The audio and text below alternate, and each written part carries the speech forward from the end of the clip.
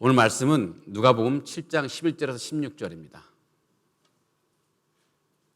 누가복음 7장 11절에서 16절, 저와 여러분 한 절씩 교독하며 읽겠습니다. 제가 먼저 읽겠습니다.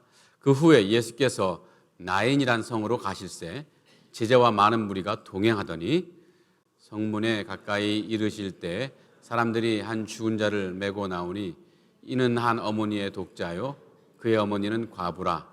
그 성에 많은 사람도 그와 함께 나오거늘 주께서 과부를 보시고 불쌍히 여기사 울지 말라 하시고 가까이 가서 그 관에 손을 대시니 맨 자들이 서는지라.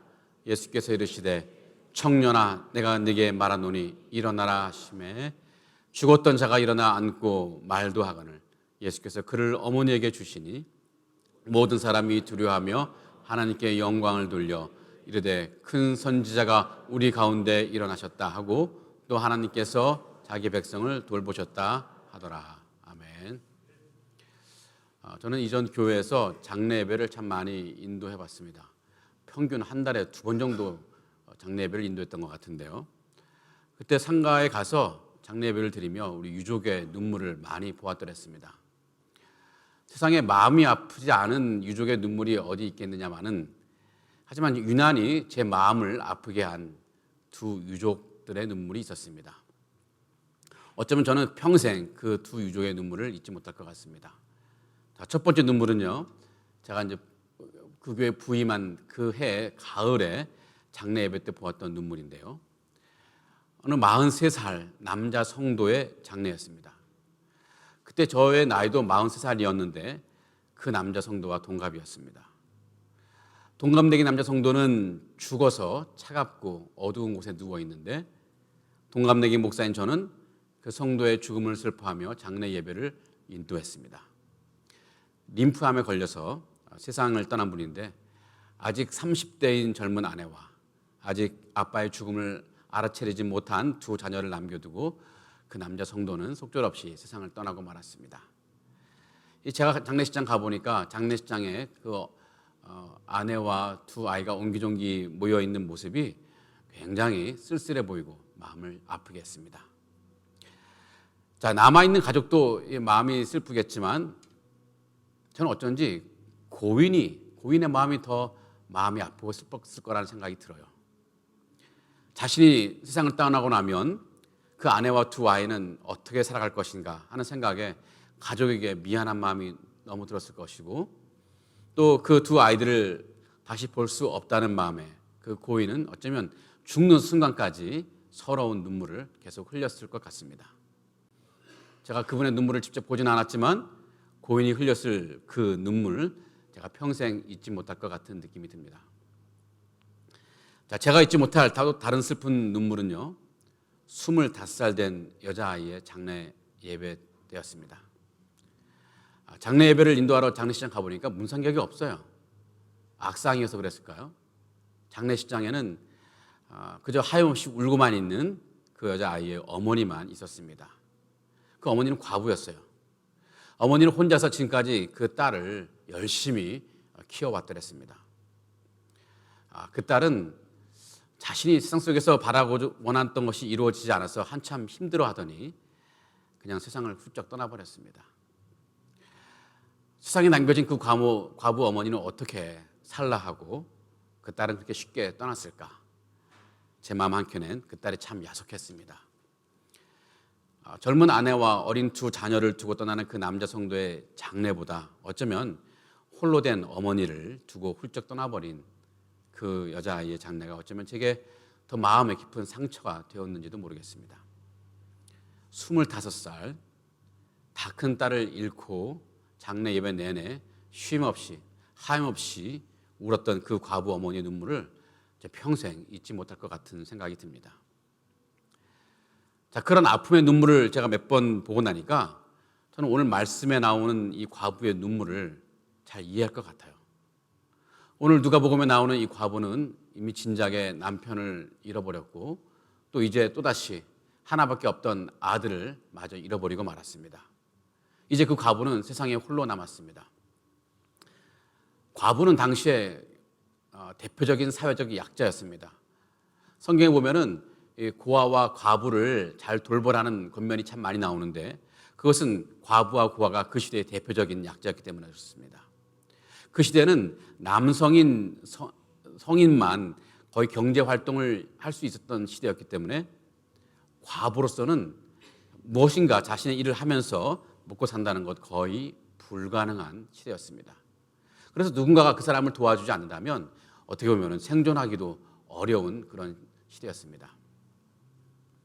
구약성경 룻기를 보면요, 과부가 된 시어머니 나오미와 또 그 과부가 된 그의 며느리 룻에 대한 이야기가 나오죠. 그의 형편이 나오죠. 이 먹을 것이 없어가지고 이 며느리 과부 룻은 남의 밭에 가서 떨어진 이삭을 주워가지고 옵니다. 그거 가지고 시어머니하고 같이 끼니를 연명하는 것입니다. 만약 그 며느리 룻이 없었다면 그 시어머니 과부 룻은 나오미는 어떻게 보면 생존조차도 어려웠을지도 모릅니다. 오늘 말씀에 나온 이 과부도 이 과부 나오미와 별반 다르지 않을 것 같습니다. 이 과부는 남편 없이 혼자서 힘겹게 아들을 키워왔습니다. 그 삶이 얼마나 고되었을까요? 온갖 비참한 상황을 다 겪었을 것입니다. 그래도 간신히 견뎌왔어요. 감사하게도 이제는 그 아들이 다 청년이 되었습니다. 이제 아들이 뭐라도 할 수 있는 나이가 되었기 때문에 이제 그 과부 집엔 먹고 사는 문제는 해결된 듯해 보였습니다. 장차 며느리도 생길 것이고 또 손주도 생길 것이고 그런 것을 기대하며 그 과부는 새로운 행복을 꿈꾸었을 것입니다. 그런데 바로 그 아들이 죽고 만 거예요. 이제 아들이 청년이 될 정도면 그 어머니 과부는 이미 중년이 넘어섰을 듯합니다. 일을 하기 어려운 이 중년 과부는 앞으로 어떻게 살아가야 될지 막막할 따름입니다. 얼마나 큰 고통일까요? 하지만 그 과부의 마음을 짓누르는 더 큰 고통은 자식을 잃은 어미의 본능적인 고통일 것입니다. 자식을 잃은 이 부모는 그 어떤 위로 말도 위로가 되지 않습니다. 몇 년 전 한국에서 세월호가 침몰했을 때 우리는 자식을 잃고 고통스러워하는 수많은 부모의 고통스러운 눈물을 TV에서 많이 봤습니다. 그 눈물을 본 우리 한국 사람들은 아마 평생 지우지 못할 깊은 마음의 상처를 받았을 것입니다. 자식의 죽음은 세상에서 가장 힘든 고통, 어쩌면 이 우주에서 가장 큰 고통인지도 모릅니다. 평생 그 고통에서 헤어나지 못할 경우가 굉장히 많습니다. 그러니 오늘 말씀에 나온 이 과부를 누가 위로해 줄 수 있을까요? 아무도 그 과부를 위로하지 못했을 것입니다. 오늘 말씀에 나오는 이 과부는 세상에서 가장 고통스러운 얼굴로 울면서 아들의 장례 행렬에 따라가고 있었습니다. 바로 그때 예수님이 그곳을 지나가다가 그 장례 행렬과 마주쳤습니다.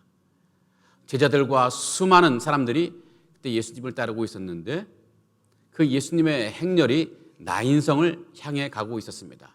그런데 바로 그 나인성에서 나오는 장례 행렬과 서로 마주친 거예요. 예수님은 그 아들의 장례 행렬을 그냥 스쳐 지나갈 수도 있었을 것입니다. 그런데 주님은 그 가던 길을 멈추었습니다. 그냥 지나칠 수 없었던 것입니다. 왜냐하면 그 행렬 속에서 하염없이 눈물을 흘리는 과부를 보았기 때문입니다. 그 눈물이 어떤 눈물인지 묻지 않아도 주님은 알고 계셨습니다. 그 눈물은 세상에서 가장 고통스러운 눈물이며 세상에서 가장 슬픈 눈물이었을 것입니다. 세상 모든 사람이 주님의 백성이며 세상 모든 사람이 주님의 자녀인데 어떻게 그 눈물을 우리 주님이 모를 수 있겠고 어떻게 그 눈물을 외면할 수 있었을까요? 주님도 마음이 너무 아프셨던 것 같아요.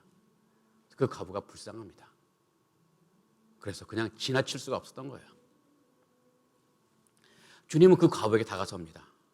그리고 그 과부에게 울지 말아라. 울지 말라고 말씀하십니다. 그 과부는 그저 고개를 끄덕거립니다. 과부는 울지 말라는 그 위로의 말을 장례 행렬에 따라온 수많은 사람들에게 여러 번 들었을 것입니다. 물론 그들이 과부에게 준 그 위로의 말은 다 진심이었겠죠.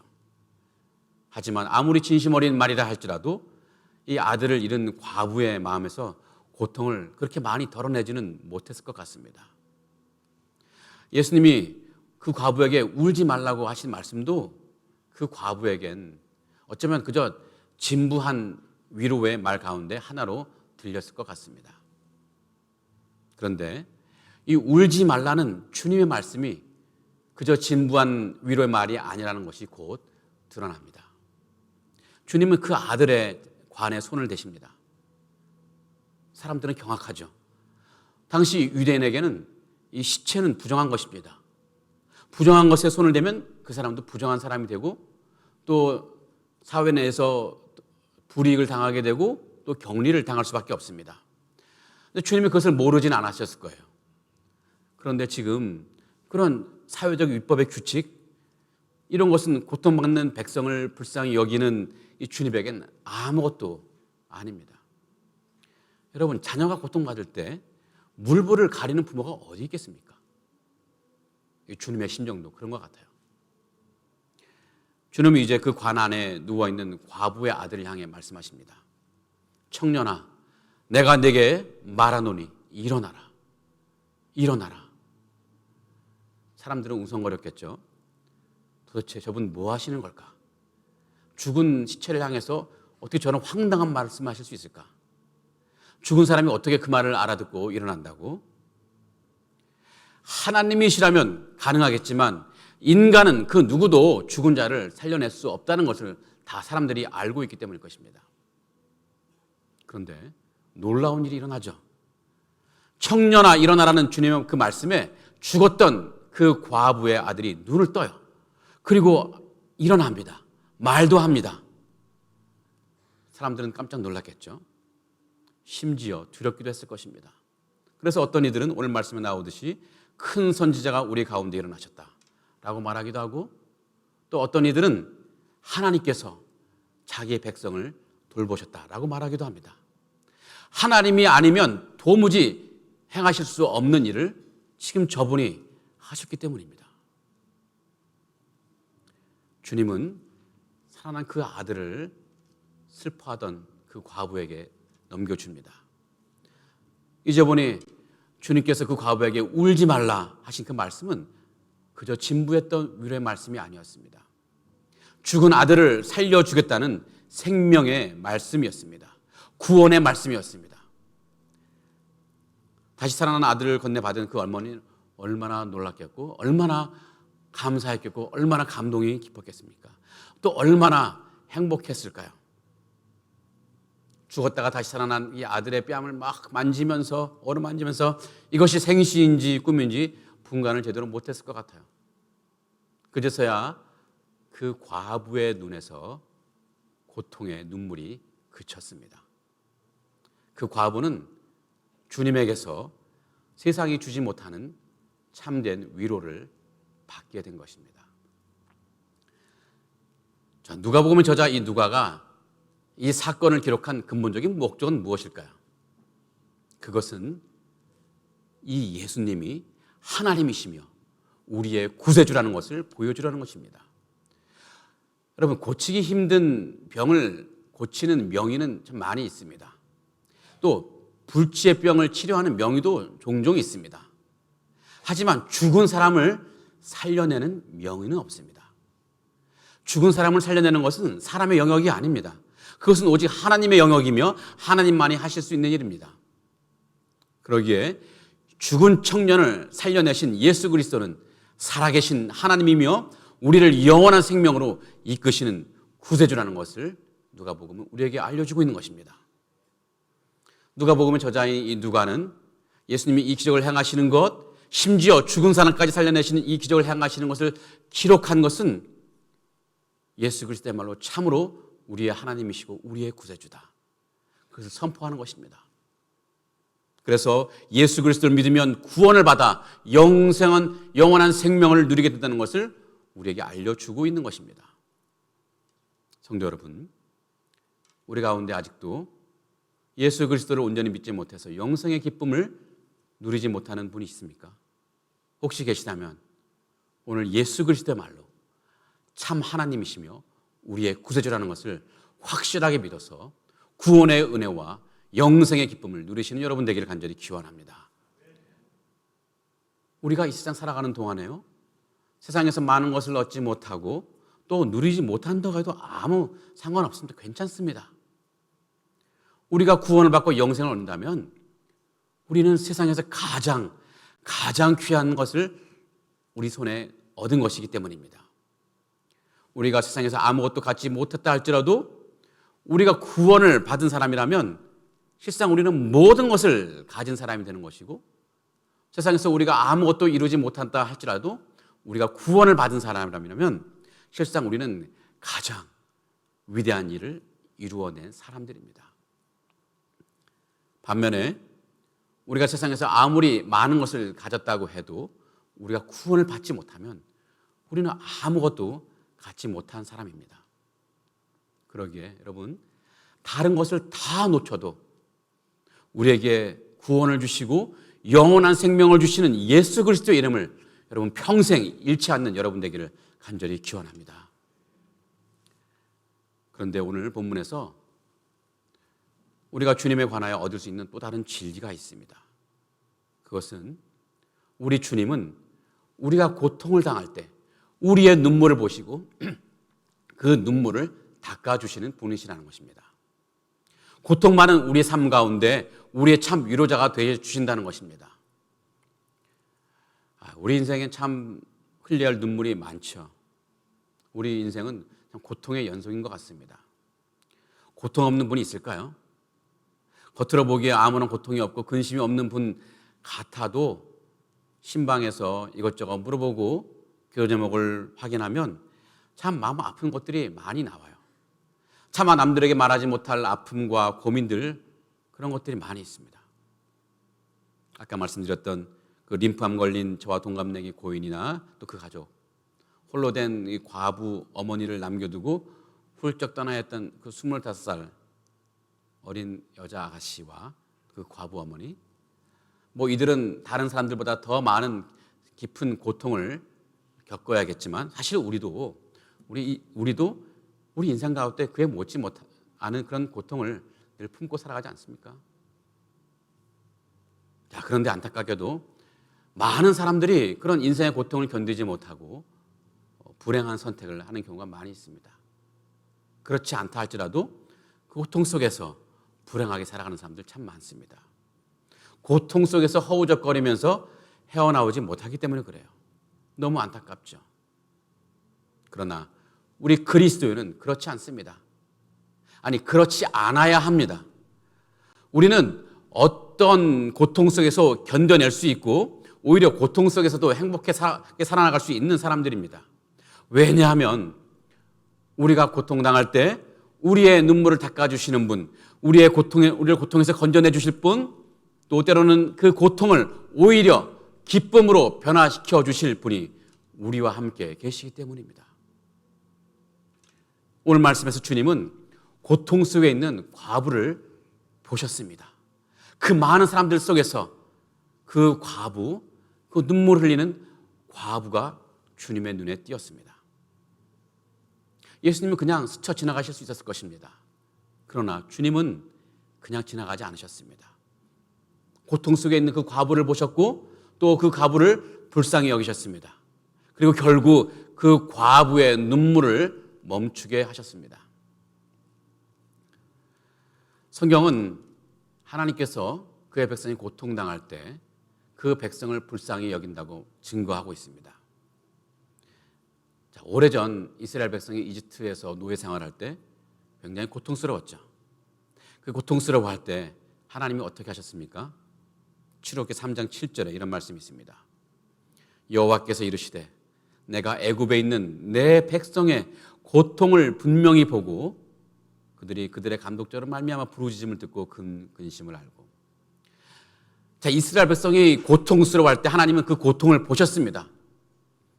여기서 고통을 보신다는 것은요, 단지 그들이 고통스러워한다는 것을 보고만 있다는 것을 말하는 것이 아닙니다. 그 고통에 시달리는 백성을 불쌍히 여기신다는 의미가 포함되어 있고요. 장차 그들에게 구원의 은혜를 베푸시겠다는 그런 의미도 암시되어 있는 것입니다. 또 시편 106편 44절에서도 시인은 이렇게 말합니다. 여호와께서 그들의 부르짖음을 들으실 때 그들의 고통을 돌보시며. 자, 시인은 하나님의 백성이 부르짖을 때 하나님은 그 백성의 고통을 돌보신다고 고백합니다. 여기서 고통을 돌보신다는 것은요, 단지 그들에게 고통이 있다는 것을 안다는 것에 그치는 것이 아니라 고통스러워하는 백성을 불쌍히 여기시고 결국 구원해 주시겠다는 그런 의미가 포함되어 있습니다. 성도 여러분, 여러분 가운데 혹시 고통 중에 계신 분이 있습니까? 너무 염려하지 않으시기 바랍니다. 우리 주님은 고통받는 그분의 백성을 그냥 외면하시는 분이 아니시기 때문에 그렇습니다. 우리 주님은 우리의 고통을 돌보시는 분이십니다. 그 고통을 관리하시는 분이십니다. 그리고 그 백성의 고통을 불쌍히 여기시고 때가 되면 반드시 고통에서 건져내 주실 분이십니다. 심지어 자신의 죄로 인해 당하는 고통이라 할지라도 하나님은 그 고통당하는 백성을 불쌍히 여기십니다. 자, 우리는 우리에게 잘못하고 우리를 배신하고 우리를 힘들게 하는 사람이 어떤 고통 속에 있으면 우리는 어떻게 생각합니까? 겉으로는 야, 안 됐다 하면서도 속으로는 야, 잘 됐다 하지 않던가요? 저만 그런 것 같네요. 저만 나쁜 사람입니다. 하지만 주님은 저와 같지 않아서 자신의 백성이 아무리 잘못했다고 해도 그 백성이 고통 속에 있을 때 그 잘못을 기억하지 않으시고 오히려 마음 아파하시고 그를 불쌍히 여기십니다. 하나님은 이 선지자 요나를 불쌍히 여겨주셨습니다. 선지자 요나는 하나님이 주신 사명을 버리고 도망간 선지자입니다. 하나님의 입장에서 보면 굉장히 괘씸한 선지자예요. 지지리도 말을 듣지 않는 선지자 요나, 그러다가 이 징벌을 받아서 바다 깊은 곳에 던져졌습니다. 그리고 큰 물고기 뱃속에 들어갔습니다. 그때 요나가 깊은 물속에서 고통스러워합니다. 하지만 우리 주님은 자신의 죄로 인해 깊은 물속에 고통받는 요나를 그냥 내버려 두시지 않으셨습니다. 그의 고통을 돌보시고 결국 그 요나를 건져내 주셨습니다. 그렇게 해서 요나가 이렇게 고백합니다. 요나서 2장 2절인데요.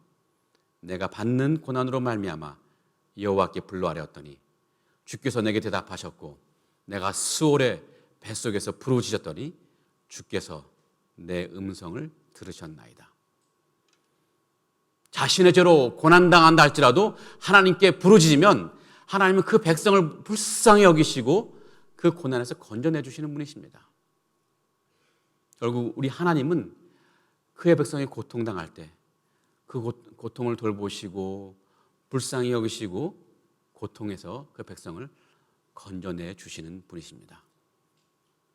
자, 그런데요, 우리에겐 놀라운 일이 하나 있습니다. 우리는 그 백성의 단계에 있는 것이 아닙니다.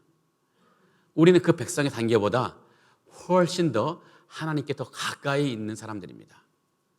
요한복음 1장 12절에서 요한은 우리에게 주어진 권세가 무엇인지 설명하는데요. 요한복음 1장 12절. 영접하는 자, 곧 그의 이름을 믿는 자들에게는 하나님의 자녀가 되는 권세를 주셨으니. 예수 그리스도를 영접하고 믿는 우리는 그저 하나님의 백성이 아니라 하나님께 더 가까운 하나님의 자녀인 것입니다. 하나님의 백성을, 하나님이 그 백성을 잘 돌보시는 분이시라면 그 자녀의 고통은 얼마나 더 잘 돌보시겠습니까? 자, 그렇다면 우리 주님은 그의 자녀의 고통을 어떻게 돌보시는 것일까요? 고통을 돌보신다는 것은 어떤 것일까요? 그것은 실제로 우리를 고통에서 건져내 주신다는 것입니다.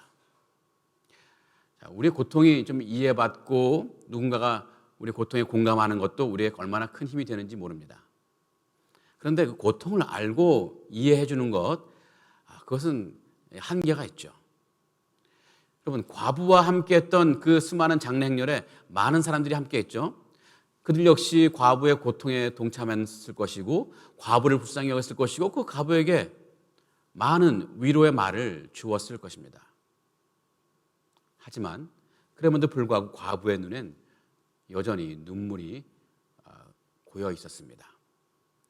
주님이 그 과부를 만나기 전까지, 주님이 그 과부에게 울지 말라 말씀하시기 전까지 그 과부는 계속 울 수밖에 없었습니다.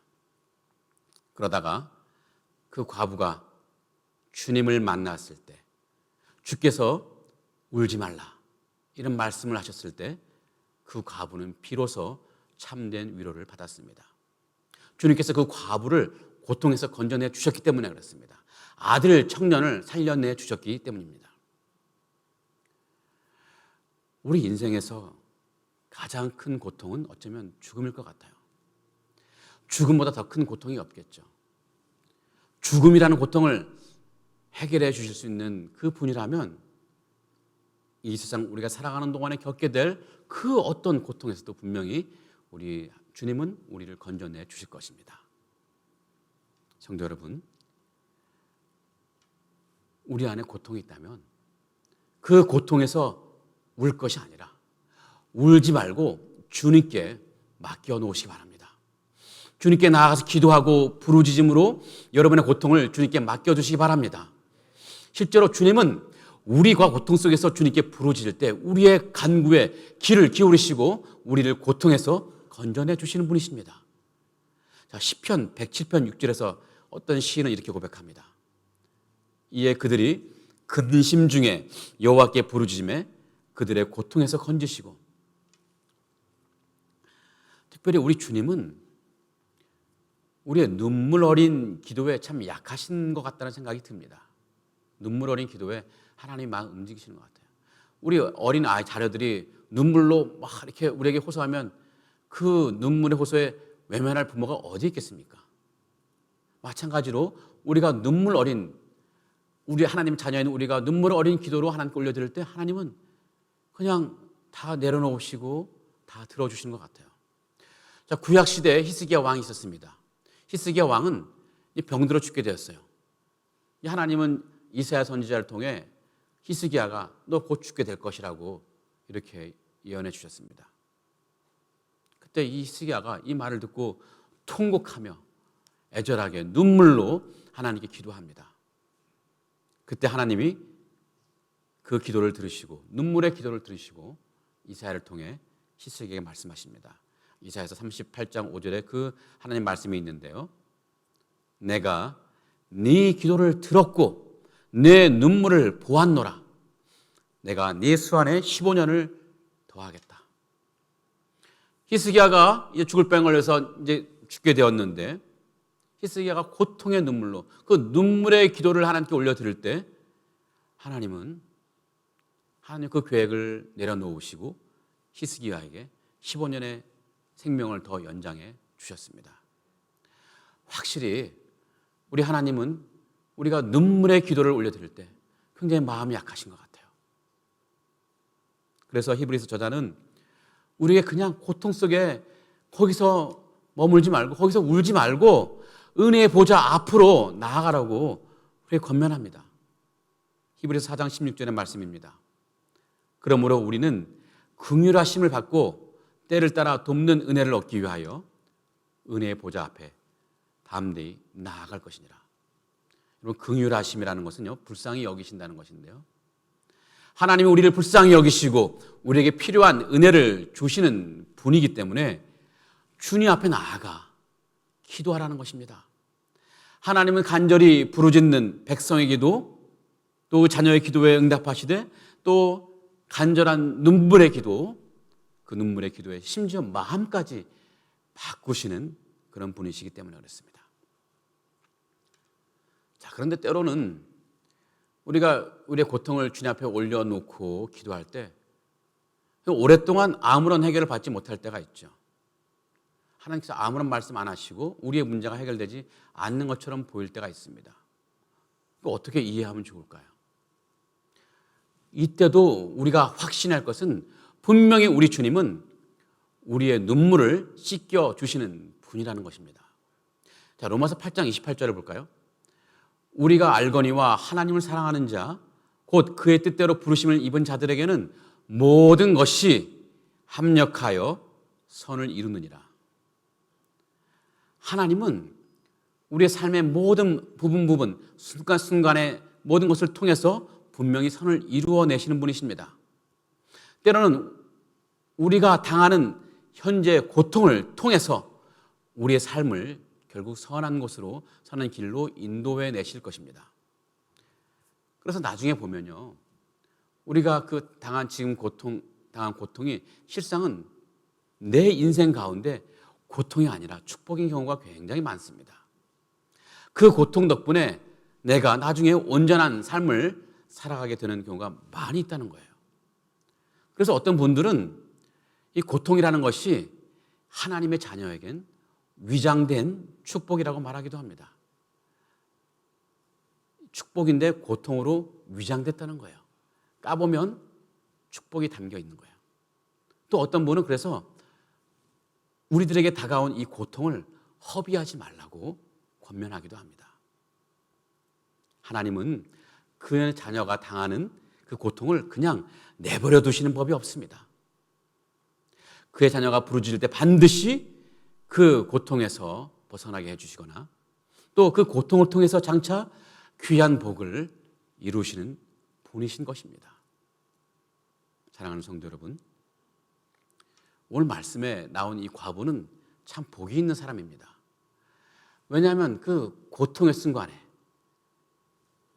참된 위로자이신 주님을 우연히 만났기 때문에요. 조금이라도 엇나가면 못 만났을 그 주님, 정말 아주 절묘한 타이밍에 주님 만났죠. 그래서 그 주님을 만남으로 과부는 고통에서 위로를 받기도 하고 실제로 그 고통에서 벗어날 수 있었던 것입니다. 자, 그에 비해 우리는 엄청나게 복이 많은 사람들입니다. 우리는 주님을 우연히 만나는 사람들이 아닙니다. 우리는 주님과 늘 동행하는 사람들이기 때문에 그렇습니다. 주님께서 어떤 약속하셨습니까? 주님께서 지상사역을 마치고 승천하실 때 우리에게 말씀하신 약속이 있습니다. 마태복음 28장 20절인데요. 내가 세상 끝날까지 너희와 항상 함께 있으리라.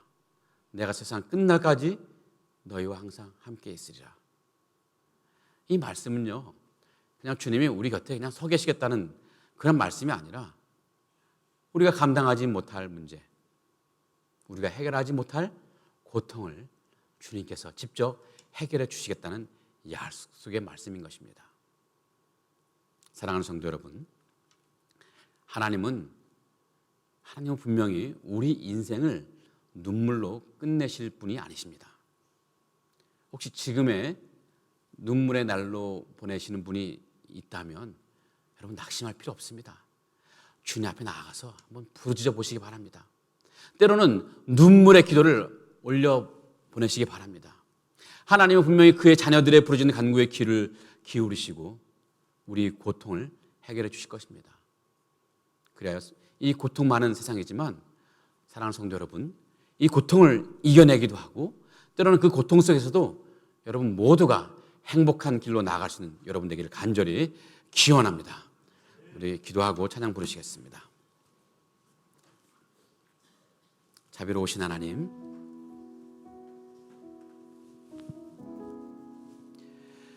우리를 자녀 삼아 주시고 구원의 은혜와 영생의 기쁨 주신 것에 감사드립니다. 예수 그리스도를 믿고 영접할 때 주시는 그 구원의 은혜와 영생의 기쁨 속에 우리가 날마다 감사하며 살아가게 해 주옵소서. 또 설령 우리가 살아가는 동안 이런저런 고통을 당한다고 해도 하나님께서는 우리를 그냥 고통 속에 내버려 두시지 않으시고 우리의 고통을 돌보시며 우리를 안으시고 힘주시며 결국 그 고통에서 건져내 주시는 분이심을 믿고 더욱 하나님을 의지하는 우리가 되게 하옵소서. 그리하여 우리와 함께 하시는 그 주님 곁에 늘 머물게 하시고 떠나지 않게 하시고 오직 주님의 보호 아래 살아가는 우리가 되게 하여 주시옵소서. 우리의 영원한 구주신 예수 그리스도의 이름으로 간절히 기도합니다.